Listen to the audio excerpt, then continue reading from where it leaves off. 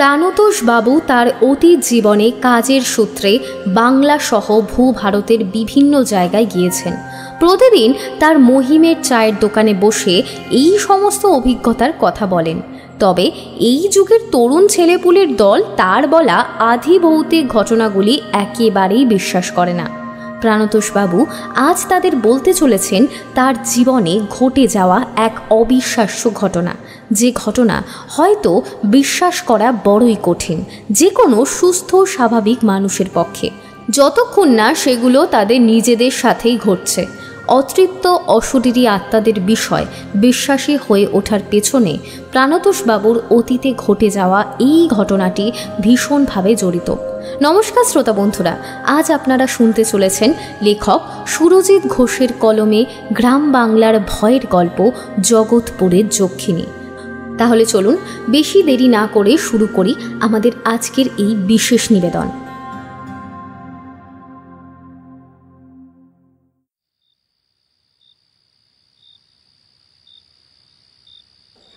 তোমরা সকলে বরং বসো, এবার আমাকে উঠতে হবে, আর বাড়ির বাইরে থাকাও চলবে না। রাত্রি তো নেহাত কিছু কম হলো না, এবার বরং বাড়ি যাওয়াই মঙ্গল। অপরাহ্নের আলো ফুরিয়ে সন্ধ্যা একটু গাঢ় হতেই কথাগুলো বললেন প্রাণতোষ পাল। সকলেই জানে প্রাণতোষবাবু বরাবরই একটু ভীতু প্রকৃতির মানুষ। আজ যেহেতু অমাবস্যা, তার জন্যই তিনি সন্ধ্যার অন্ধকার ঘনিয়ে আসতে না আসতেই এরকমভাবে পালাই পালাই করছেন। স্থানীয় বাজারে মহিমের চায়ের দোকানে পাড়ার বেশ কিছু তরুণ যুবক এসে আড্ডা দেয়, আর সেই যুবকদের সাথে আড্ডা দেন প্রাণতোষবাবু। তবে সকলেই জানে তিনি একটু ভীতু প্রকৃতির মানুষ। আজ যেহেতু অমাবস্যা, তাই তিনি বাড়ির বাইরে একেবারেই থাকতে চান না সন্ধ্যার অন্ধকার ঘনিয়ে আসার পর। প্রাণতোষবাবুর বয়স বর্তমানে প্রায় 60-এর ওপর। এখন তিনি চাকরি জীবন থেকে অবসর নিলেও অতীতে কর্মসূত্রে বিভিন্ন জায়গায় ঘোরাঘুরি করেছেন। দিনের পর দিন, সপ্তাহের পর সপ্তাহ, মাসের পর মাস তাকে থাকতে হয়েছে রাজ্যসহ ভূভারতের বিভিন্ন প্রত্যন্ত গ্রামে। একটি বেসরকারি প্রতিষ্ঠানে কর্মরত ছিলেন তিনি, তাই মালিক পক্ষকে সন্তুষ্ট রাখার জন্য কোনো রকম আপত্তি ছাড়াই বারবার তাকে নানান জায়গায় ছুটে যেতে হতো। প্রাণতোষবাবু তার সেই সমস্ত জীবনের অভিজ্ঞতাই ভাগ করে নেন পাড়ার এই সকল যুবকদের সাথে।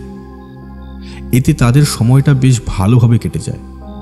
আবার বিনিময়ে প্রাণতোষবাবুও মন মতো চা, সিগারেট সহ আরও অনেক কিছু খাওয়ার সুযোগ পান।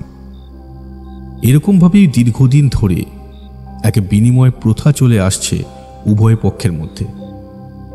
বিকেল থেকে রাত্রি প্রায় 8টা অবধি চলে আড্ডার আসর, কিন্তু একমাত্র মাসের অমাবস্যা তিথিতেই প্রাণতোষবাবু একদম বাইরে থাকতে চান না। ঠিক আজ যেমন তিনি সন্ধে নামার সাথে সাথেই কাঠের বেঞ্চ ছেড়ে উঠে দাঁড়িয়েছেন বাড়ি যাওয়ার উদ্দেশ্যে। চায়ের দোকানে আড্ডার আসরে বসে থাকা স্বল্প বয়সী তরুণ যুবক নীলাঞ্জন বলল, আরে প্রাণতোষবাবু, এত তাড়াতাড়ি বাড়ি গিয়ে কি করবেন? এখনো হাতে অনেক সময় রয়েছে, এই তো সবেমাত্র সন্ধ্যা নামলো, এখনো ঘন্টা দেড়েক অনায়াসে আড্ডা দেওয়া যাবে। আপনি বরং বসুন। না না, আজ আর বসবো না। আরে প্রাণতোষবাবু, আমরা না হয় আপনাকে খানিকটা এগিয়ে দেব, আপনি দয়া করে চিন্তা করবেন না। আপনাকে একলা বাড়ি যেতে হবে না। তাছাড়াও বাইরে কি পরিমাণ মেঘ করেছে তা কি আপনি লক্ষ্য করেছেন? ভালো করে একবার আকাশটার দিকে চেয়ে দেখুন, তাহলেই বুঝতে পারবেন আর মাত্র কিছুক্ষণের মধ্যেই মুষলধারে বৃষ্টি আরম্ভ হতে চলেছে। সুতরাং এখন মহিমদার চায়ের দোকান থেকে বেরোনো মানে মূর্খামির কাজ করা হবে। আমাদের কারোর সঙ্গে ছাতা নেই যে আপনাকে সেই ছাতাখানা দেব। আপনি বিচক্ষণ মানুষ, আশা করি আমার কথার গুরুত্ব আপনি বুঝতে পারছেন। নীলাঞ্জনের কথা শুনে প্রাণতোষবাবু এবার তাকালেন আকাশের পানে। দেখলেন সত্যিই ছেলেটা একেবারেই ভুল কিছু বলেনি। বর্তমানে গোটা আকাশ একেবারে ছেয়ে গিয়েছে জমাট বাঁধা চাপ কালো মেঘে। মেঘের পরতে পরতে মাঝে মধ্যেই খেলে যাচ্ছে বিদ্যুতের লকলকে শিখা। এই সময় বাইরে বেরোনো মানে নির্ঘাত বৃষ্টির মুখোমুখি হওয়া। এমন অসময়ে বৃষ্টির ঠান্ডা জলে ভিজলে শরীর ভীষণ খারাপ করবে, তাই প্রাণতোষবাবু আবার বেঞ্চের মধ্যে বসলেন। নীলাঞ্জনের মুখে বিজয়ের হাসি ফুটে উঠল। সে যে এইভাবে প্রাণতোষবাবুকে অমাবস্যার রাতেও আটকাতে পারবে তা একেবারেই কল্পনা করতে পারেনি। চায়ের দোকানদার মহিমের উদ্দেশ্যে সে বলল, মহিমদা, প্রাণতোষবাবুকে আরেকবার চা আর সাথে একটা সিগারেট দাও তো দেখি। উষ্ণ ধুমায়িত চা মাটির ভাঁড়ে ঢেলে সেই ভাঁড় চায়ের দোকানদার মহিম বাড়িয়ে দিল প্রাণতোষবাবুর দিকে। চায়ের ভাঁড়ে সামান্য ফু দিয়ে তাতে লম্বা চুমুক বসালেন তিনি। তারপর ফস শব্দে একখানি দেশলাই কাঠি জ্বালিয়ে সিগারেটে আগুন ধরিয়ে টান দিতে লাগলেন তৃপ্তি সহকারে। নীলাঞ্জনের মুখের কথাই বাস্তবে সত্যি হলো। বাইরে অন্ধকারে ডুবে থাকা কালো প্রকৃতি জুড়ে ঝমঝম করে মুষলধারে আরম্ভ হলো বর্ষণ। মেঘ ভাঙ্গা বৃষ্টি বলতে যা বোঝায় ঠিক তাই শুরু হলো। আকাশের যেন ভীষণ অভিমান হয়েছিল, আর সেই অভিমান বেশিক্ষণ ধরে রাখতে না পেরে অঝোরধারায় তার ঝরে পড়ল ধরিত্রীর বুকে। বৃষ্টির সাথে আরম্ভ হলো দমকা বাতাসের স্রোত।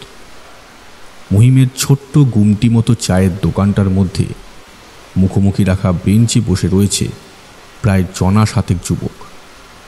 উনুনের সামনে দাঁড়িয়ে আছে দোকানদার মহিম, এবং সকলের মুখোমুখি বসে থাকা প্রাণতোষবাবু বেশ তৃপ্তি করে চা পান করলেন। চা খেয়ে মাটির ভাঁড়টি বাইরের দিকে ছুঁড়ে দিতেই নীলাঞ্জন বলে উঠল, প্রাণতোষবাবু, এখন তো বেশ কিছুটা সময় আপনি এখান থেকে অন্য কোথাও যেতে পারবেন না, আর আমরাও এখানেই রয়েছি। এবার তাহলে আপনি একটা জমজমাট ভয়ের গল্প বলে শোনান আমাদের। হ্যাঁ, এমন অমাবস্যার অন্ধকার রাতে সেই সব কাহিনী বড় বেশি জমে, আর তার উপর আবার বাইরে বৃষ্টি হচ্ছে। সব মিলিয়ে একেবারে যাকে বলে সোনায় সোহাগা অবস্থা। তরুণ যুবকের কথা শুনে বৃদ্ধ প্রাণতোষবাবু বেশ কিছুটা চটে গিয়ে মেজাজ হারিয়ে বলে উঠলেন, এই নীলাঞ্জন, তোমাকে না আমি কতবার বলেছি যে তাদের নিয়ে সব সময় এইভাবে হাসি মজা ঠাট্টা করবে না। তুমি দেখি আমার কোনো কথাই কানে শোনো না। অমাবস্যার রাতে তাদের নাম করতে নেই, তুমি তা জানো না? আজ তারা সম্পূর্ণ স্বাধীনভাবে ঘোরাফেরা করে, আমাদের খুব কাছাকাছি তারা থাকে। প্রাণতোষবাবুর এই কথা শুনে সকলে এবার মুখ টিপে হাসাহাসি করল নিজেদের মধ্যে। একে অপরের দিকে কেমন যেন আর চোখে তাকিয়ে মুখ টিপে মুচকি হাসি হাসল প্রত্যেকে।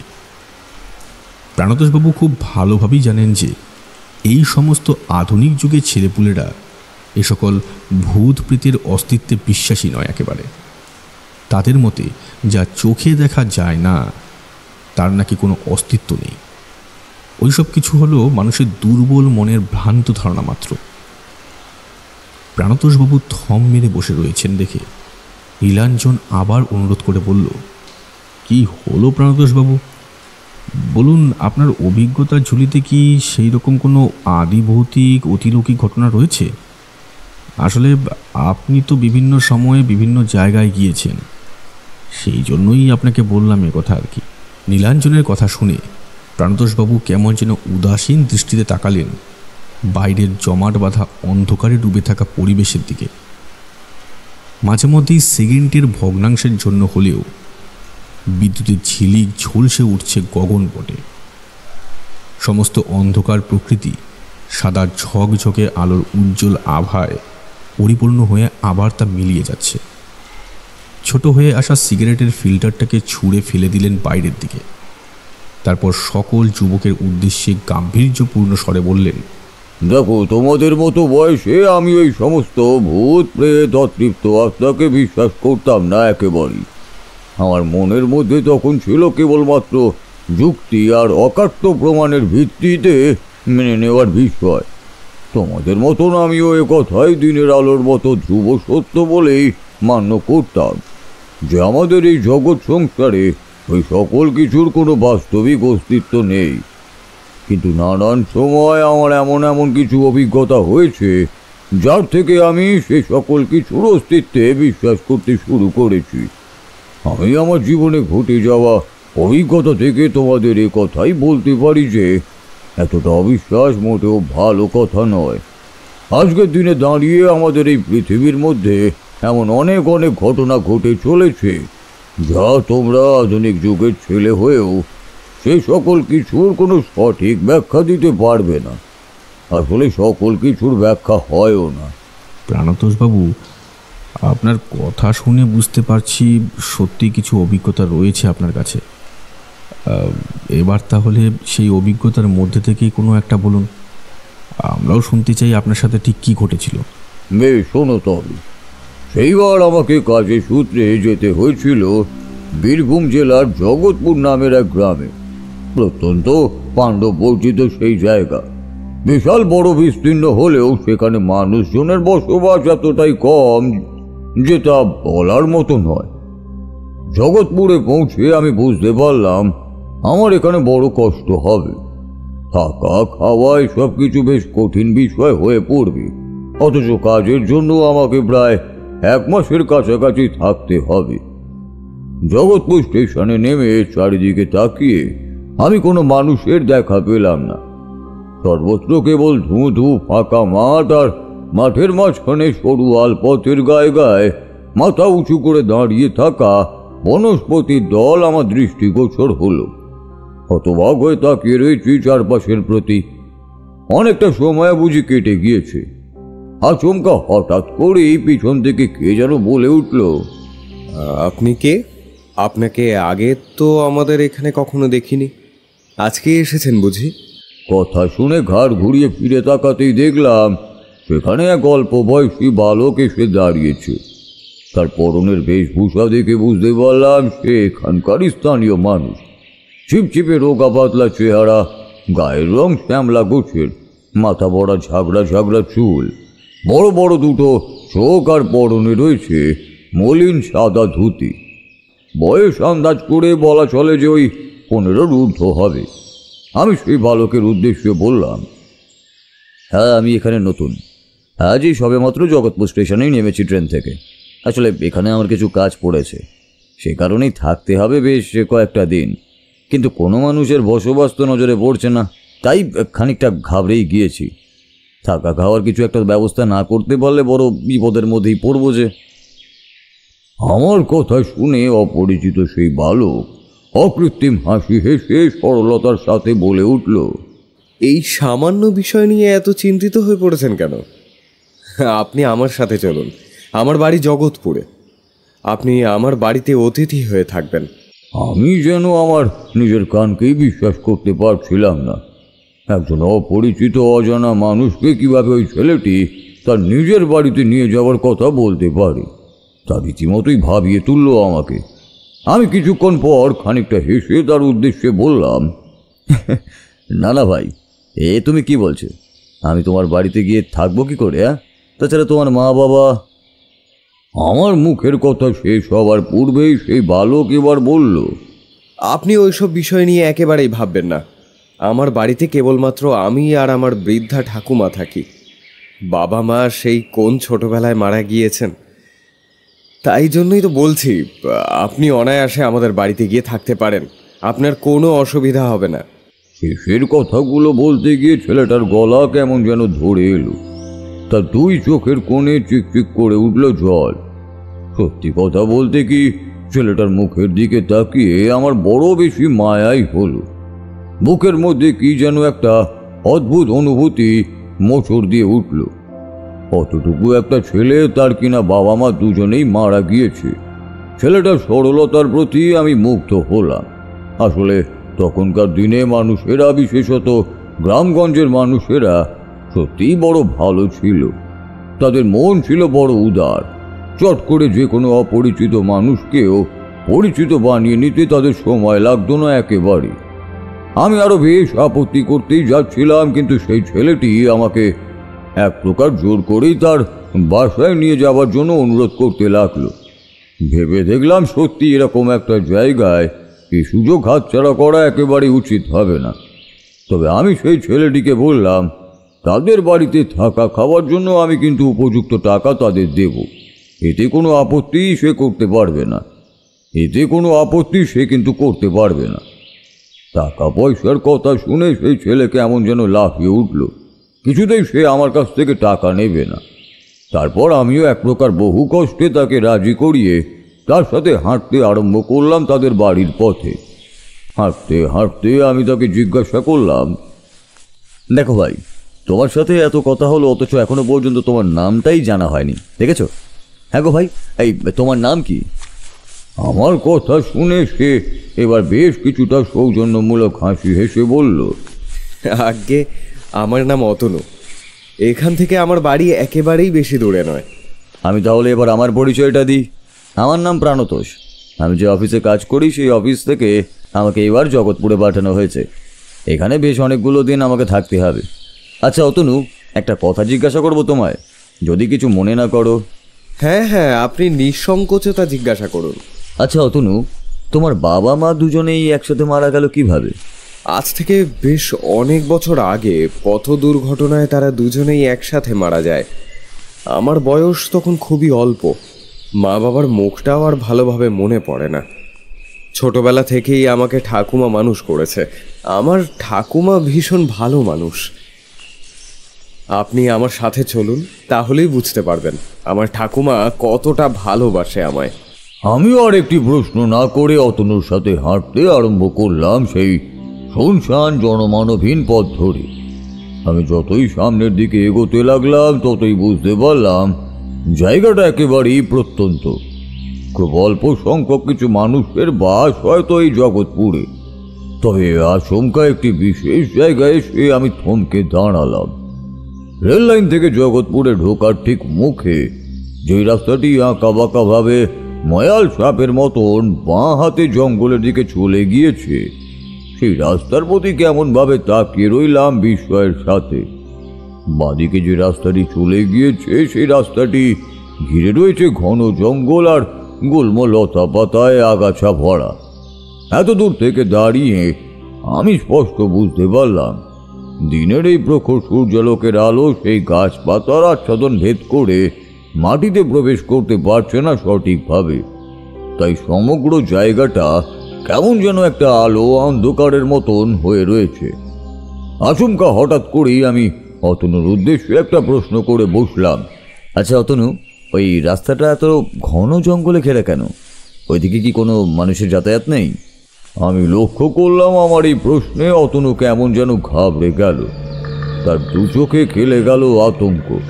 মুখমণ্ডল মুহূর্তের মধ্যেই রক্তশূন্য ফ্যাকাশে হয়ে গেল। তার চোখে মুখের অভিব্যক্তি একেবারেই বদলে গিয়েছিল। ভাবখানা এমন যেন আমি কোনো ভয়ানক প্রশ্ন তাকে করে ফেলেছি। সে নিজেকে সামলে নিয়ে থমথমে গলায় বিষয়টা খানিক এড়িয়ে যাওয়ার ভঙ্গিমায় তাড়াতাড়ি করে বলল, আপনি আমার সাথে চলুন। বাঁদিকে নয়, আমাদের ডান দিকে যেতে হবে। হ্যাঁ, আপনি ঠিকই ধরেছেন, ওইদিকে কেউ যায় না। কোনো মানুষের যাতায়াত নেই বলেই জায়গাটা অমন নির্জন আর বনে ঘেরা। ওদিকে যেতে নেই, ওইদিকে যাওয়া মানা। অতনুর বলা শেষের কথাগুলোর মধ্যে কেমন যেন একটা অস্বাভাবিক ভাব মিশেছিল।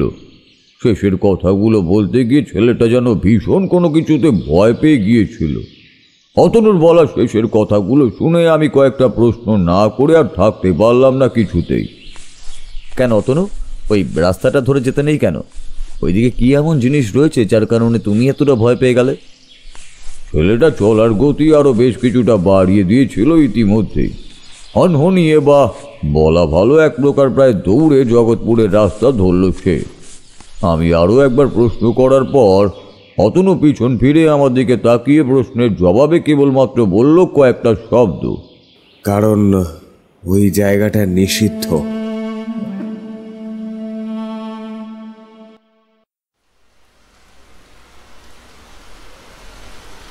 একটানা এতক্ষণ পর্যন্ত গল্প বলার পর প্রাণতোষবাবু এবার একটু থামলেন। মহিমের ছোট্ট চায়ের দোকানের ভেতর ততক্ষণে জমে উঠেছে আরও অনেক বেশি পরিমাণ ঘন অন্ধকার। সেই অন্ধকারের মধ্যে কেবলমাত্র আলোর উৎস হিসাবে চলছে একটি ছোট্ট ক্ষুদ্র টিমটিমে লণ্ঠন। তবে সেই ক্ষুদ্র লণ্ঠনের মৃদু ঘোলাটে আলো দোকানের ভেতরের ওই বীভৎস কুৎসিত আধার সম্পূর্ণরূপে মোচন করতে একেবারেই অক্ষম হয়ে পড়েছে। বাইরে মুষলধারে বৃষ্টি হচ্ছে। বৃষ্টির ঝমঝম শব্দ ছাড়া আর অন্য কোনো শব্দই কর্ণগোচর হচ্ছে না। চায়ের দোকানের পার্শ্ববর্তী কালো পিচ রাস্তাটায় এখন আর কোনো যানবাহন ছুটে যাচ্ছে না। এই বিপুল পরিমাণ বৃষ্টির কারণে কেউ রাস্তার মধ্যে বের হয়নি। সকলেই মাথা গোজার মতো কোনো স্থানে আশ্রয় নিয়েছে। বাইরের বৃষ্টি ভেজা প্রকৃতির দিকে তাকিয়ে থাকলে মনে হয় ঈশ্বর বুঝি অফুরন্ত কালো আলকাতরা ঢেলে দিয়েছে মহাকাশ থেকে। নীলাঞ্জন বলে উঠল, এরপর এরপর কি হলো প্রান্তোষবাবু? অতনুর সাথে আমি তার বাড়িতে এলাম। অতনুর বাড়ি এসে তার বৃদ্ধা ঠাকুমার সাথে আমার পরিচয় করিয়ে দিল সে। অতনুর মতন তার বৃদ্ধা ঠাকুমাও ছিল ভারী ভালো মনের মানুষ। আমার জন্য একটি ঘর খুলে দেওয়াও হলো। অতনুদের গ্রাম জগৎপুরে এসে দেখলাম সেখানের জায়গাটা একেবারে জনমানবহীন প্রান্তরের মতো নয়। রেললাইন থেকে আসার সময় একটিও মানুষের ঘর বাড়ি চোখে না পড়লেও এখানে বেশ কিছু ঘর বাড়ি দেখলাম। তবে প্রতিটি বাড়ি বেশ খানিকটা দূরে দূরেই অবস্থিত। নিজের সাথে থাকা যাবতীয় ব্যাগপত্র সেই ঘরের মধ্যে রেখে পাশের পুকুর থেকে স্নান সেরে কিছুটা খইমুড়ি খেলাম। অতনুর সাথে আমার ভারী ভাব জমে গেল। বেশ অনেকটা সময় তার সাথে গল্প করে দুপুরে খাটিয়ার মধ্যে টান টান করে শরীর মেলে দিতেই আমার দু চোখের পাতায় ঘুমে যেন জড়িয়ে এলো। সারাদিন পরিশ্রম, যাত্রাপথের ধকলের কারণে শরীর বড্ডই ক্লান্ত ছিল, তাই এক গভীর ঘুমে আচ্ছন্ন হয়ে পড়লাম। আমার ঘুম যখন ভাঙল তখন রীতিমতো সন্ধ্যার অন্ধকার ঘনিয়ে এসেছে চারপাশ জুড়ে। ঘরের বাইরে বেরিয়ে অতনুর খোঁজ করতেই ও ঠাকুমা বলল সে নাকি এখন খেলতে গিয়েছে। সেই অগত্যা একা একাই বেরিয়ে এলাম ঘর ছেড়ে। বাইরে বেরিয়ে সে কিছু মানুষের দেখা পেলাম। কথায় কথায় তাদের বাম দিকের বনে ঘেরা ওই রাস্তাটার কথা বলতেই দেখলাম সকলেই প্রায় অতনুর মতনই সমান প্রতিক্রিয়া করল। যা দেখে বুঝতে পারলাম এখানকার স্থানীয় মানুষেরা ওই জায়গাটাকে ভীষণ রকমের সাংঘাতিকই ভয় পায় কোনো এক অজানা কারণে। আমার মনের মধ্যে প্রশ্ন জাগলো, ওই রাস্তার মধ্যে এমন কী জিনিস রয়েছে যাকে ঘিরে সকলের মধ্যেই ভয়ের পরিবেশ সৃষ্টি হয়েছে। বাচ্চা ছেলে অতনু সে তো তুচ্ছ, কোনো বিষয়ে ভয় পেতে পারে, কিন্তু পূর্ণবয়স্ক বড় পুরুষ মানুষরাও যখন ওই জায়গাটার প্রসঙ্গ উঠতেই আতঙ্কিত হয়ে পড়ল, তখন আমি বুঝতে পারলাম বিষয়টা মোটেও স্বাভাবিক নয়। মনস্থির করলাম রাতের বেলায় অতনুর সাথে একবার কথা বলবো এই বিষয় নিয়ে। রাতে খাওয়া দাওয়ার পর আমি ঘরের ভেতরেই বসেছিলাম। অতনু আমার জন্য জলের গ্লাস রাখতে এসেছিল। ঠিক তখনই আমি ওকে একলা কাছে পেয়ে জিজ্ঞাসা করলাম, অতনু, তুমি কিন্তু আমার প্রশ্নের কোনো উত্তর দিলে না।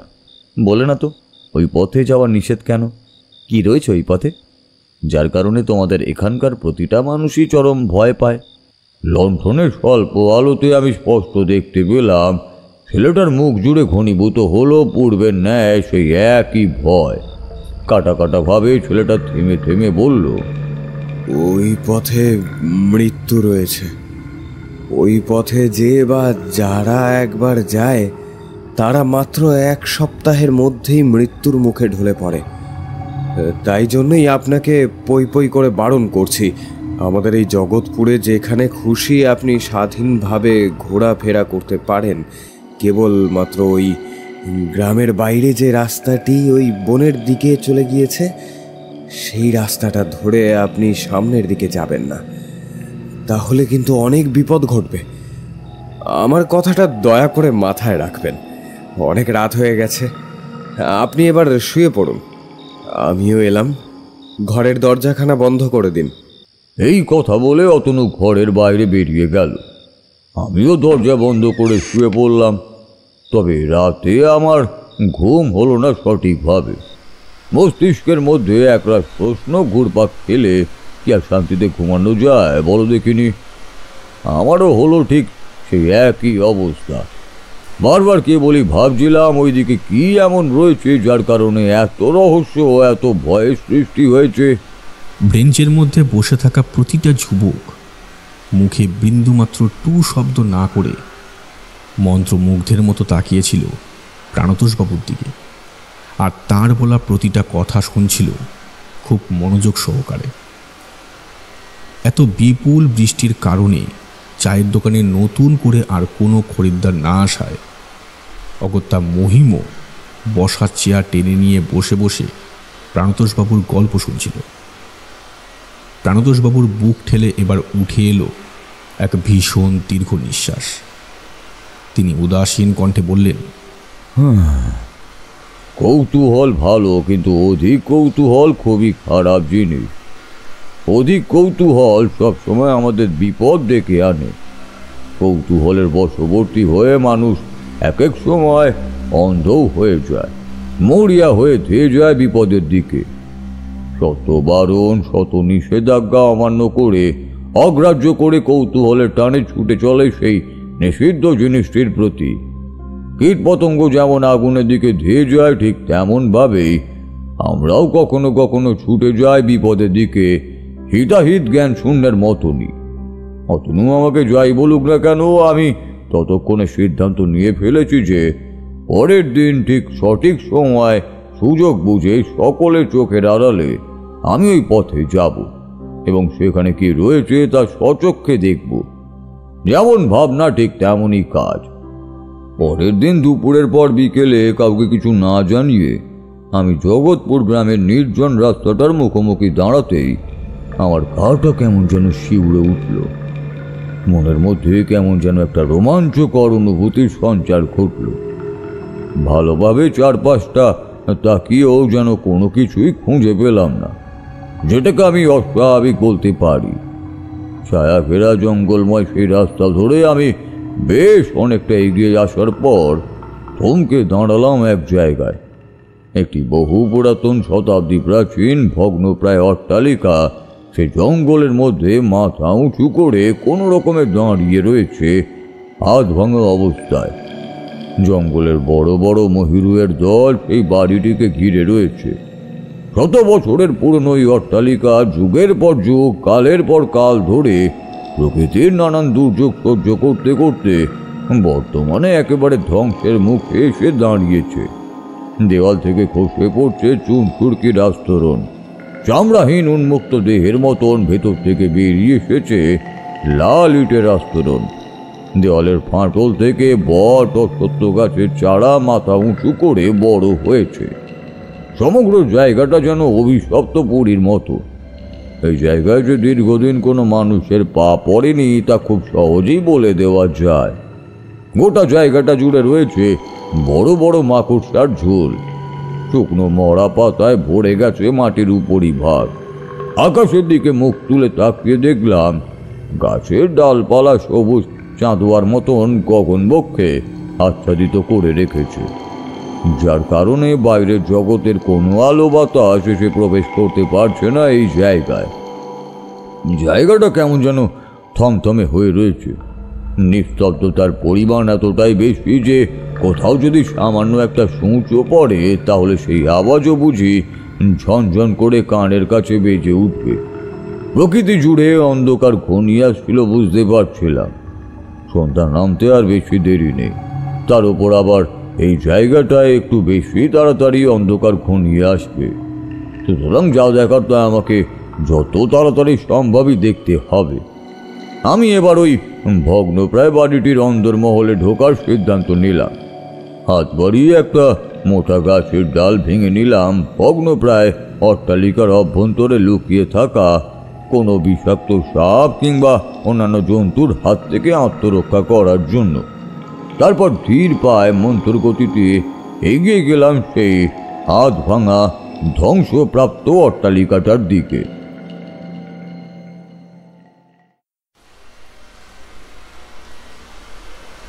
সেই অট্টালিকার ভেতর প্রবেশ করে আপনি কি দেখলেন প্রাণতোষবাবু?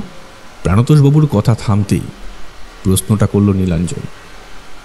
মহিমের দিকে তাকিয়ে প্রাণতোষবাবু ইশারায় একটা সিগারেট দিতে বলতেই চায়ের দোকানদার মহিম সিগারেটের প্যাকেট থেকে একখানি সিগারেট বের করে তা বাড়িয়ে দিল প্রাণতোষবাবুর দিকে। দুই ঠোঁটের মাঝখানে সিগারেট চেপে তাতে আগুন ধরিয়ে মনে সুখে বড় তৃপ্তি করে টান দিতে লাগলেন তিনি। সিগারেটের লম্বা টান দিয়ে নাক ও মুখের মাধ্যমে গল গল করে একরাশ ধূসর ধোঁয়া ছেড়ে পুনরায় আবার বলতে আরম্ভ করলেন গল্পের পরবর্তী অংশ। সেই ভগ্নপ্রায় অট্টালিকার ভেতরে প্রবেশ করতে একটা বিশ্রী বোটকা গন্ধ আমার নাকে এসে ঝাপটা মারল। সেই দুর্গন্ধের রেশ এতটাই বেশি যে আমার গা মুহূর্তের মধ্যেই গলিয়ে উঠল। অট্টালিকার ভেতর বেশ অন্ধকার, সেরকম ভাবে কোনো কিছুই নজরে পড়ছিল না প্রথম দিকে, তবে কিছু সময় পরেই অন্ধকারে চোখ সয়ে গেল। মাথার উপরের উঁচু ছাদের বেশ কিছু অংশ ভেঙে তা ধ্বংসে পড়েছে নিচে। সেই ভাঙা অংশ হতে উন্মুক্ত ছাদের মধ্যে অল্প গোধূলি আলো এসে তীর্যকভাবে পড়ছে নিচে মেঝের ওপরে। কড়িবর্গার কাঠ থেকে উল্টো হয়ে ঝুলছিল বেশ কয়েকটা চামচিকি। হঠাৎ করে আমার উপস্থিতিতে তারা বেশ বিরক্ত হয়ে কিচ কিচ শব্দ করতে করতে উড়ে বাইরে বেরিয়ে গেল। তবে ওই অট্টালিকার ভেতরে প্রবেশ করে আমি যে জিনিসটা উপলব্ধি করলাম তা হলো বাড়ির ভেতরটা ভীষণ রকমের ঠান্ডা। একেবারে কনকনে ঠান্ডা বলতে ঠিক যা বোঝায় হুবহু সেই রকমেরই ঠান্ডা। আমি কিছুতেই বুঝতে পারলাম না বাইরের পরিবেশের সাথে ভেতরের পরিবেশের উষ্ণতার মধ্যে এতটা তারতম্য হতে পারে কিভাবে। হাতের মধ্যে ধরে থাকা লাঠিটা বেশ জোরালো শব্দ করে মেঝেতে কয়েকবার ঠুকলাম, যাতে কাছে পিঠে কোনো বিষধর সাপ সহ কীট পতঙ্গ থাকলে সেই শব্দ পেয়ে তারা যেন পালিয়ে যায়। মেঝের দিকে তাকিয়ে খুব সাবধানে ভেঙে পড়া চুন সুরকির আস্তরণকে পাশ কাটিয়ে আরো কিছুটা ভেতরের দিকে ঢুকে আসতেই এবার যা দেখলাম তাতে পুরোপুরি অবাক হয়ে গেলাম। আরও এগিয়ে গিয়ে আপনি কি দেখলেন প্রাণতোষবাবু, যার জন্য একেবারে অবাক হয়ে যেতে হলো আপনাকে? আরো বেশ কিছুটা এগিয়ে যেতেই আমি দেখলাম সেই অভিশপ্ত বুড়ির ন্যায় অট্টালিকাটার অভ্যন্তরে বিরাজ করছে একটি রমণীর মূর্তি। তোমাদের আমি ভাষায় বলে বোঝাতে পারবো না হে নীলাঞ্জন, সেই মূর্তি আসলে ঠিক কিরকম দেখতে ছিল সেই মূর্তির বর্ণনা করা একেবারেই সহজ বিষয় নয়। ধবধবে সাদা শ্বেত পাথরের মতন কোনো দামি পাথর দিয়ে নির্মাণ করা সেই মূর্তি। তবে সেই মূর্তিটি এতটাই জীবন্ত, এতটাই প্রাণবন্ত যে মনে হয় মূর্তি নয়, যেন কোনো এক রমণী আমার সামনে বিরাজমান। সেই মূর্তিটির আকারে সত্যি একজন পূর্ণবয়স্ক নারীর মতোই। তার মাথার খোলা চুল খাড়বে নেমে এসেছে বক্ষ দেশে, বুকের মধ্যে লেপ্টে আছে এক ফালি সরু কাপড়, পরনে শাড়ি আলু থালু। নারী দেহের কোমল নমনীয়তায় অবিশ্বাস্যভাবে সম্পূর্ণরূপে শতভাগ বিরাজ করছে সেই পাথরের মূর্তির মধ্যেও। লাস্যময় সেই প্রস্তর মূর্তি যেন যে কোনো পুরুষের হৃদয়কে আন্দোলনে জাগরিত করতে সক্ষম। তবে সবচেয়ে আশ্চর্যের জিনিস সেটা হলো ওই মূর্তির দুই চোখ। হ্যাঁ, তার দুই চোখের মনি যে কি ভীষণ রকমের সবুজ, আর দুই চোখের মধ্যে সেই সবুজ মনি হতে বুঝি ঠিকরে বেরোচ্ছে কোনো সবজেটে আলো। মূর্তির চোখের দিকে তাকিয়ে থাকলে যেন মনে হয় একভাবে এক নাগারে তাকিয়ে থাকি আমৃত্যু পর্যন্ত। আমি তোমাদের থেকে বয়সে অনেক বড়, তোমরা আমাকে যথেষ্ট সম্মান করো, শ্রদ্ধা করো, তবে হ্যাঁ, আমি জানি যে আমার বলা সমস্ত ভৌতিক কাহিনী তোমরা একেবারেই বিশ্বাস করো না।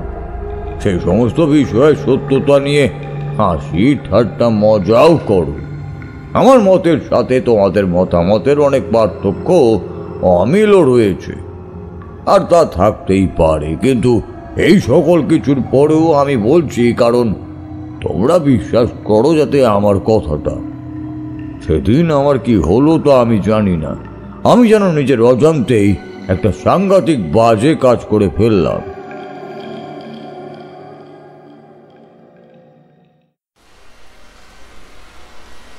বাজে কাজ? কি কাজ করলেন প্রাণতোষবাবু?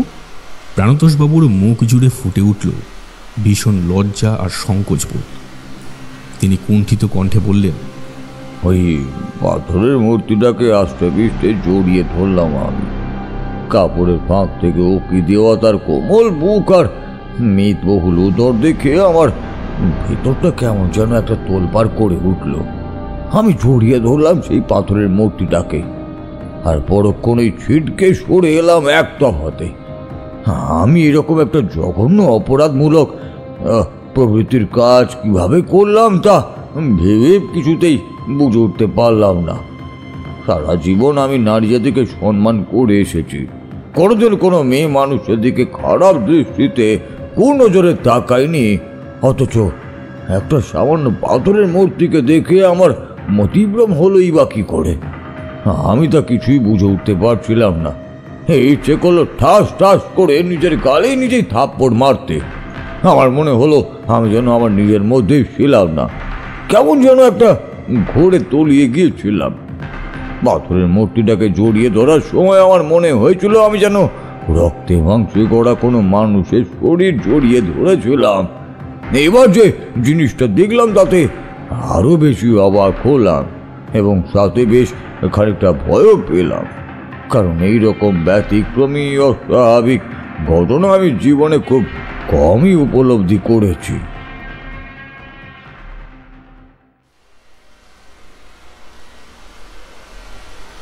প্রাণতোষবাবুর মুখের দিকে তাকিয়ে সকলেই যেন ভয় পেল। প্রাণতোষবাবুর চোখে মুখে যে অপরিসীম আতঙ্ক ফুটে উঠেছে তা কখনোই নিছক বানিয়ে বলা কোনো গল্পের মধ্যে ফুটে উঠতে পারে না। এই অভিজ্ঞতা যেন সত্যি অতীত জীবনে কখনো না কখনো তার ঘটেছিল। দুই চোখের সামনে তিনি যেন দেখতে পাচ্ছিলেন সেই লোমহর্ষক ভীতিপ্রদ ঘটনা।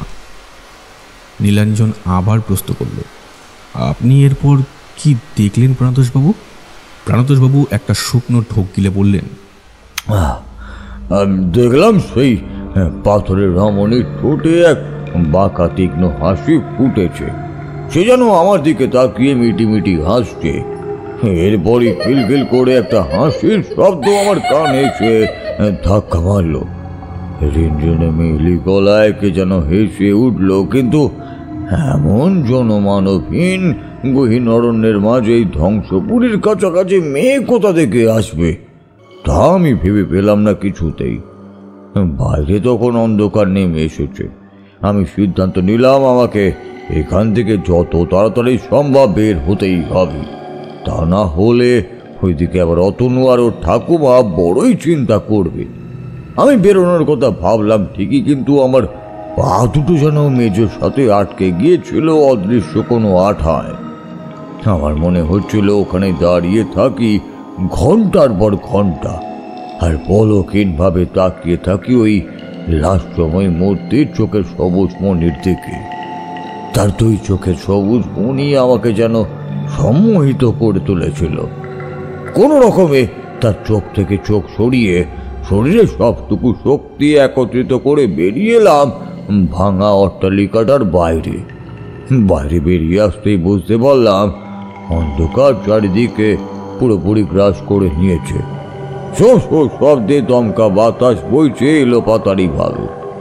আমি আবার শুনতে পেলাম সেই হাসির শব্দ। আমার মনে হলো ওই ভাঙা অট্টালিকার মধ্যে কোনো এক রমণী যেন ভীষণ আনন্দে অট্ট হাসি হাসতে আরম্ভ করেছে। আমার বেশ ভয় লাগতে আরম্ভ করলো। রীতিমতো ঠক ঠক করে কাঁপতে লাগলাম আমি। কি মনে হতে পিছন ফিরে একবার তাকালাম কোনো এক অমোঘ আকর্ষণে, আর পিছন ফিরে তাকানো মাত্রই যা দেখলাম তাতে আমার পায়ের তলার মাটি কেঁপে উঠল। মাথাটা যেন ঘুরে গেল। বুকের মধ্যে থাকা হৃদস্পন্দনের মাত্রা বেড়ে গেল কয়েক গুণ। মনে হলো এক লাফে হৃৎপিণ্ডটা বুঝি উঠে আসবে গলার উপরের কাছে। সেই হাসির শব্দে পিছন ফিরে তাকাতেই আমি যা দেখলাম তা ছিল একেবারেই কল্পনাতীত এক বিষয়।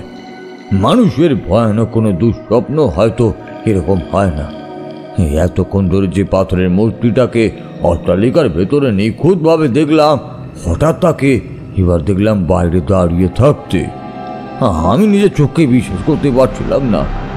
দুবার ভালোভাবে চোখ ডলে নিয়ে তাকানোর পরই পুনরায় সেই একই দৃশ্য দেখে বুঝতে পারলাম আমার চোখের দেখায় সামান্যতম কোনো ভুল হচ্ছে না।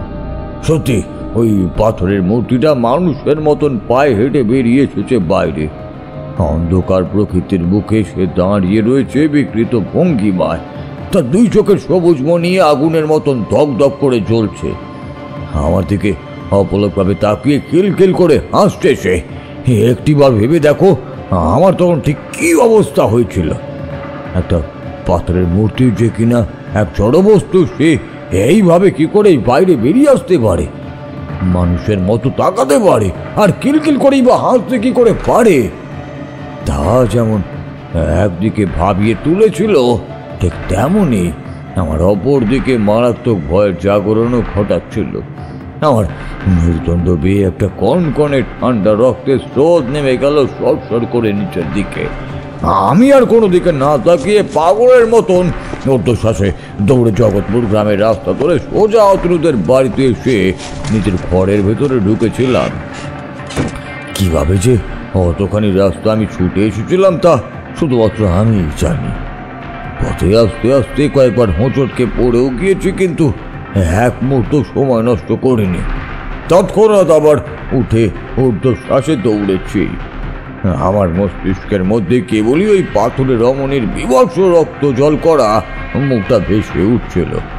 সমগ্র শরীরের লোমকূপ সজারুর গায়ের কাঁটার মতন খাড়া হয়ে উঠেছিল বারে বারে। রাতের বেলায় অতনুকে জানিয়ে দিলাম আমি আর খাওয়া দাওয়া করবো না। বেশ বুঝতে পারছিলাম আমার শরীর গরম হয়ে উঠেছে, অর্থাৎ জ্বর আসছে। জীবনে প্রথমবার এরকম মারাত্মক ভয় পাওয়ার কারণেই হয়তো এমন অসময় হঠাৎ করে জ্বর এলো। রাতের বেলায় ঘরের এক কোণে একটা ছোট্ট টিমটিমে লণ্ঠন জানিয়ে শুয়ে পড়লাম। জ্বরের ঘোরে ঘুমিয়েও পড়েছিলাম। একসময় হঠাৎ করেই মধ্যরাতে আমার ঘুমটা ভেঙে গেল কোনো একটা বিজাতীয় শব্দে। বিছানার মধ্যে ধীরে ধীরে উঠে বসতেই বুঝতে পারলাম শব্দটা আসছে ঘরের একেবারে পেছনের দিক থেকে। বাইরের প্রকৃতি এতটাই নির্জুম হয়ে গিয়েছিল যে সে কারণেই স্পষ্ট শুনলাম পিছনের দিক থেকে কীরকম যেন একটা মর্মর শব্দ হচ্ছে। হাত খোলা জানালাটা দিয়ে বাড়ির পিছনের দিকে তাকাতেই আমার হৃদযন্ত্র বিকল হবার উপক্রম হলো। মনে হলো যা দেখেছি তার জ্বরের ঘোরে ভুল দেখেছি। এরকম কিছু বাস্তবে কখনো হতেই পারে না। কিন্তু সেই ঘটনা যতই অবাস্তব অযৌক্তিক বলে মনে হোক না কেন, তা আসলে সত্যিই বাস্তবে ঘটছিল। প্রাণতোষবাবু, আপনি কি দেখলেন জানালা দিয়ে বাড়ির পিছন দিকে? হাত খোলা জানলা দিয়ে বাইরের দিকে তাকাতেই দেখলাম আবছা চাঁদের আলো অন্ধকারে উদ্ভাসিত সেই নৈশ পরিবেশের মধ্যে অতনুদের বাড়ির ঠিক পিছনে থাকা বিশাল ছাতিম গাছের তলায় দাঁড়িয়ে রয়েছে সেই পাথরের রমণী। জানালার সামান্য ফাঁক বলে বাইরের জগতের কনকনে ঠান্ডা বাতাস ঢুকে এলো ভেতরে। সে তীব্র শীতল বাতাস আমাকে যেন একেবারে কাঁপিয়ে দিল। রমণীর দুই চোখের ওই সবুজ দৃষ্টি জোনাকি পোকার আলোর মতো জ্বলছিল। আবছা অন্ধকারের মধ্যেও স্পষ্ট দেখলাম তার ঠোঁটে চওড়া রহস্যের হাসি ফুটে রয়েছে। আমার বুকের ভেতরে ভয় দোলপাড় করে উঠল। বিশ্বাস করো, এত ভয় এত আতঙ্ক আমি এর আগে কখনো উপলব্ধি করিনি। গলা শুকিয়ে কাঠ হয়ে গিয়েছিল একেবারে। তড়িঘড়ি জানালার পাল্লাটা বন্ধ করে দিলাম দড়াম শব্দে। আমার বুকের ভেতরটা ততক্ষণে হাঁপড়ের মতো ওঠানামা করতে আরম্ভ করেছে। ভাবলাম অন্তত আজ রাতের মতো আমি সুরক্ষিত। কিন্তু আমার ভাবনা যে ঠিক কতটা ভুল তা প্রমাণিত হলো মাত্র কিছুটা সময় পরে। আমি আতঙ্কিত অবস্থায় কাঁপতে কাঁপতে দেখলাম ঘরের বন্ধ দরজাটা সম্পূর্ণরূপে খুলে গেল হাট হয়ে। যেই দরজাটা আমি নিজে হাতে ভেতর থেকে বন্ধ করে দিয়েছিলাম, সেই দরজাটার আগল কোনো এক মায়াবী অতিলৌকিক শক্তির দ্বারা খুলে যেতেই ঘরের ভেতর দরজা হয়ে ঢুকে এলো কুয়াশার মতন সাদা কিছু ধোঁয়া। অন্ধকার প্রায় ঘরের কোণে একমাত্র আলোর উৎস হিসাবে জ্বলতে থাকা লণ্ঠনটাও নিভে গেল। এরপরই আমার কানে এলো এক রিনঝিনে মেয়েলি কণ্ঠস্বর। সেই রমণী সুরেলা কণ্ঠে সুর করে বলে উঠল, এসো, বাইরে বেরিয়ে এসো, এইভাবে ঘরের মধ্যে থেকো না, বাইরে বেরিয়ে এসো বলছি, বেরিয়ে এসো। আমি দুহাত কান্দি চাপা দিলাম। ওই সর্বনাশিনীর আহ্বান আমি কিছুতেই শুনতে চাইছিলাম না, কিন্তু তার ওই ডাক নিশির ডাকের মতোই ডাক, অগ্রাহ্য করার সাধ্য কারণ নেই। মুহূর্তের মধ্যেই আবার সেই ঘোরে তলিয়ে গেলাম। আমি জানি এমন রাতের বেলা ঘরের বাইরে পা রাখলে আমার চরম বিপদ ঘটবে, কিন্তু তা সত্ত্বেও খাটিয়া থেকে নেমে ধীরে ধীরে আমি এগিয়ে গেলাম খোলা দরজার দিকে। আর খোলা দরজার দিকে এগিয়ে যেতেই দেখা পেলাম সেই পাথর দ্বারা নির্মিত অদ্ভুত জীবন্ত রমণীর।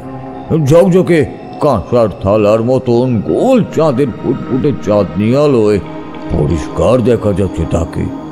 সে হাতের ইশারায় আমায় তার কাছে যেতে বলছে, তাকে অনুসরণ করতে বলছে। আমার দু চোখ তখন স্থির হয়ে গিয়েছে, আমার চেতনা ধীরে ধীরে লুপ্ত হচ্ছে। ঠিক এমন সময় আবারও খিলখিলিয়ে হেসে উঠল সেই মায়াবনীর মতো ওই রমণী, আর বলে উঠল,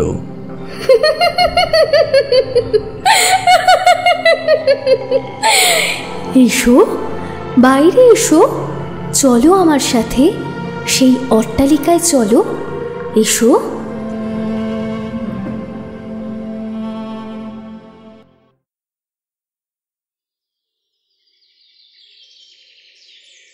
এরপর আমার আর কিছুই মনে নেই। যখন জ্ঞান ফিরল তখন আমি খোলা আকাশের নিচে শুয়ে রয়েছি। অতনু আমার চোখে মুখে জলে ছিটে দিচ্ছে। ধীরে ধীরে চোখের পাতা খুলে তাকাতেই অস্পষ্টভাবে দেখতে পেলাম সব কিছু। অতনুর সাহায্যে আছো অবস্থায় কনুয়ে ভর দিয়ে উঠে বসলাম। সে আমার উদ্দেশ্যে ভীষণ অভিমানের সুরেই বলল, আপনাকে এত করে বারণ করলাম যে ওই দিকে না যেতে, অথচ আপনি আমার কথা শুনলেন না। দেখলেন তো কত বড় বিপদ ঘটতে যাচ্ছিল। ভাগ্যিস সঠিক সময়ে আপনাকে আটকাতে পেরেছি, তা না হলে কি জানি এতক্ষণে কি অঘটনটাই না ঘটে যেত। আমার মাথা ততক্ষণে ঝিমঝিম করতে শুরু করেছে। দু চোখের চাউনি তখনও সম্পূর্ণরূপে স্পষ্ট হয়নি। অতনুর উদ্দেশ্যে আমি ভাঙা ভাঙা গলাই বললাম, আমি এখানে কি করে এলাম অতনু? আপনার কিছুই মনে নেই? অবশ্য মনে থাকবেই বা কি করে, আপনি তো ঘোরের মধ্যে তলিয়ে গিয়েছিলেন। এখানে এই রাতের অন্ধকারে বেশিক্ষণ থাকাটা একেবারেই সুরক্ষিত নয়। চলুন চলুন আমার সাথে বাড়ি ফিরে চলুন, তারপর আমি আপনাকে সবটা খোলসা করে বলবো। অতনুর কথায় সম্মতি জানিয়ে আমি ওর সাহায্যে ওদের ঘরে ফিরে এলাম। আসার সময় অতনুর কাছে স্বীকার করলাম তার যাবতীয় বারণ নিষেধাজ্ঞা না শুনে আমি বিকেলের দিকে ওই জঙ্গলের রাস্তা ধরে ভাঙা অট্টালিকার মধ্যে গিয়েছিলাম। সেখানে আমার সচক্ষে দেখা ওই অস্বাভাবিক পাথরের মূর্তিটা ঠিক কে কি করেছে তার সবটা আগাগোড়া বললাম। লক্ষ্য করলাম সব কিছু শুনতে শুনতে ছেলেটার মুখ রীতিমতো বেশ গম্ভীর হয়ে উঠল। অতনুর মুখের অবস্থা দেখে মনের ভাব আন্দাজ করতে পারলাম আমি। তার কথা শুনিনি বলে সে আমার উপর বেজায় ছুটে গিয়েছিল। ঘরের ভেতর আসতেই সে আমার দিকে জলের ঘটি বাড়িয়ে দিল। সত্যিই ভীষণ পিপাসা পেয়েছিল আবার। বুকের ছাতি একেবারে যেন ফেটে যাচ্ছিল তৃষ্ণায়। সে জল পান করে আমি একটু ধাতস্থ হতেই অতনু ভারী চিন্তিত কণ্ঠেই বলে উঠল, আপনি নিজেও জানেন না আপনি আসলে ঠিক কত বড় বিপদ ঘটিয়ে ফেলেছেন নিজের অজান্তে। আমাদের এখানকার স্থানীয় মানুষেরা ওই জায়গাটাকে সাক্ষাৎ জমের মতন ভয় পায়। দিনে দুপুরেও কেউ ওই পথে যাবার সাহস দেখায় না। যে সকল ব্যক্তি আমাদের এখানকার স্থানীয় মানুষদের বারণ নিষেধাজ্ঞা অগ্রাহ্য করে কিংবা অজান্তে ওই জায়গায় গিয়ে পৌঁছয়, তাদের কপালে নেমে আসে মৃত্যু। হ্যাঁ, মাত্র 7 দিনের মধ্যে সেই মানুষটির রক্তশূন্য ফ্যাকাশে মৃতদেহ পড়ে থাকতে দেখা যায় জঙ্গলের ওই রাস্তার বুকে। বনের মধ্যে ভগ্নপ্রায় অট্টালিকার অভ্যন্তরে যে পাথরের মূর্তিটি আপনি দেখেছেন, সেটি মোটেও কোনো সাধারণ মূর্তি নয়। ওটি আসলে এক ভয়ানক যক্ষিণীর মূর্তি। তবে ওই মূর্তি এবং অট্টালিকাটি কে কবে নির্মাণ করেছিল সে কথা সঠিকভাবে জানা যায় না। আমাদের পূর্বপুরুষেরা জন্মানোর পর থেকেই দেখছে।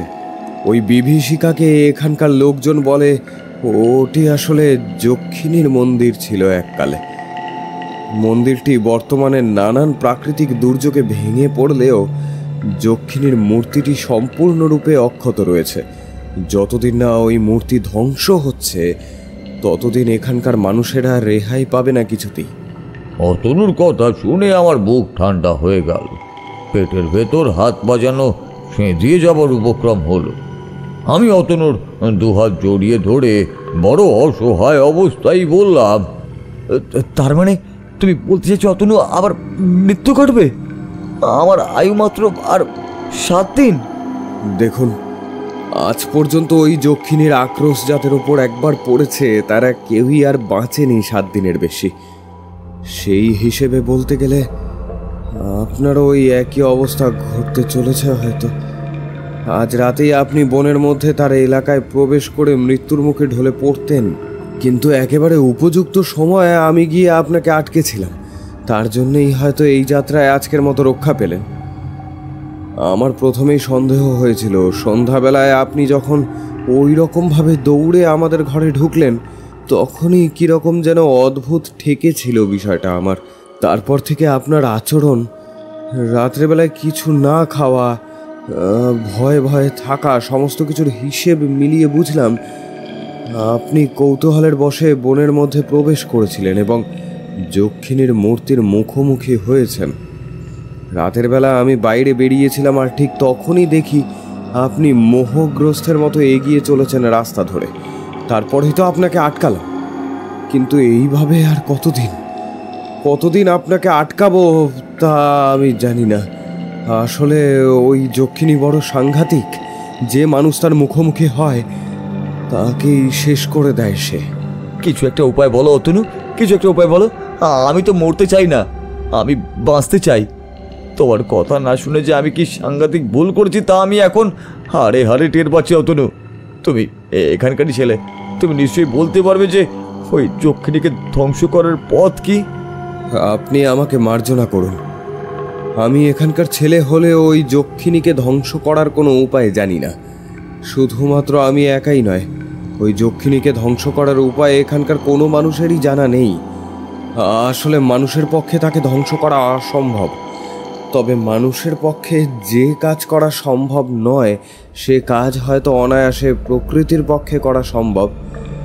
তাই তো যক্ষিণীর ওই মন্দির প্রাকৃতিক নানান দুর্যোগ যেমন রোদ, ঝড়, জল, বজ্রপাত প্রভৃতির কবলে পড়ে আজ প্রায় ধ্বংস হয়ে গিয়েছে। এখন বাকি রয়েছে শুধুমাত্র যক্ষিণীর মূর্তিটি। আশা করি কোনো না কোনো এক উপায় সেটিও ধ্বংস হবে প্রকৃতির কবলে পড়ে। প্রকৃতির চেয়ে বড় আসলে কোনো কিছুই নেই। প্রকৃতি চাইলে কি না করতে পারে। অতনুর বলা শেষের কথাগুলো আমার খুব মনে ধরল। ভেবে দেখলাম সত্যি তো, প্রকৃতির মতন শক্তিশালী এ জগতে আর কিছুই নেই। চিন্তায় আমার রাতের ঘুম উড়ে গেল। আমি কিছুই ভেবে আর পারছিলাম না যে এরপর ঠিক কি করতে চলেছিল। শেষ রাতের দিকে ঘুমিয়ে পড়েছিলাম। আচমকাই আমার ঘুমটা ভেঙে গেল। ঘুমের রেশ কাটতেই বুঝতে পারলাম বাইরে থেকে মানুষজনের চিৎকার চেঁচামেচির শব্দ ভেসে আসছে। মানুষের চিৎকার শুনে থতমত খেয়ে বিছানার মধ্যে উঠে বসতেই যাব, এমন সময় আমার মাথাটা ঘুরে গেল। আমি বিছানার মধ্যে আবার ধপ করে শুয়ে পড়লাম। বুঝতে পারলাম শরীরটা বেশ দুর্বল হয়ে পড়েছে। তার উপর আবার কাল রাত থেকে কিচ্ছুটি খাইনি আমি। পর্যাপ্ত পরিমাণে ঘুমও হয়নি। সব মিলিয়েই এত দুর্বল হয়ে পড়েছি। আমি বহু কষ্টে খাটিয়ার মধ্যে থেকে মেঝেতে নামতেই আমার দুপা আর হাঁটু থরথর করে কাঁপতে শুরু করলো। টলমলভাবে বাইরে বেরিয়ে আসতেই হোঁচট খেয়ে পড়ে যাচ্ছিলাম। অতনু আমাকে ধরে নিয়ে বলল, ভীষণ রকম ভূমিকম্প আরম্ভ হয়েছে। আপনি তাড়াতাড়ি বাড়ির ভিতর থেকে বেরিয়ে আসুন, খোলা জায়গায় আমাদের দাঁড়াতে হবে। আমি ঠাকুমাকে ঘরের বাইরে বের করে রেখে এসেছি, এবার আপনাকেই ঘুম থেকে ওঠাতে যাচ্ছিলাম। বিষয়টা আসলে ঠিক কি ঘটেছে এবার এতক্ষণে আমি বুঝতে পারলাম। তার মানে আমার শরীর মোটেই দুর্বল নয়, আসলে ভূমিকম্পের কারণেই ওই রকমটা ঘটেছিল।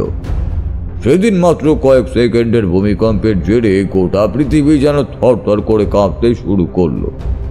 গ্রামের বেশ অনেক গাছপালা মাটি থেকে উপড়ে গেল, কত ঘর বাড়ি ভাঙা পড়ল, পুকুর দিঘির জল তোলপাড় হয়ে গেল।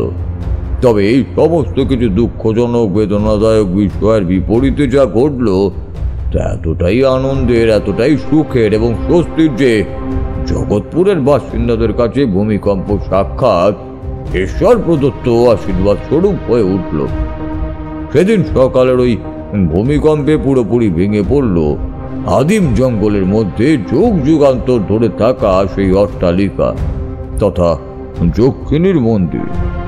মন্দির সম্পূর্ণরূপে ভেঙে পড়ায় ভিতরে থাকা মূর্তিটাও একেবারে ভেঙে গুড়িয়ে গেল এবং তা পাতালে প্রবেশ করল। এভাবেই যক্ষিণীর মূর্তি ধ্বংস হলো এবং সেই সর্বনাশীর হাত থেকে রক্ষা পেল সমগ্র মানুষজন। স্থানীয় বাসিন্দাদের মধ্যে আনন্দের অন্ত আর রইল না, ভারী খুশি হয়েছিল তারা প্রত্যেকেই। অতনুর বলা কথাই বাস্তবায়িত হলো শেষমেশ। মানুষ যাকে ধ্বংস করতে পারেনি, প্রকৃতি তাকে ধ্বংস করেছিল। আমি ঈশ্বরের কাছে আন্তরিকভাবে অসংখ্য ধন্যবাদ জানালাম নিশ্চিত মৃত্যুর হাত থেকে আমায় রক্ষা করার জন্য।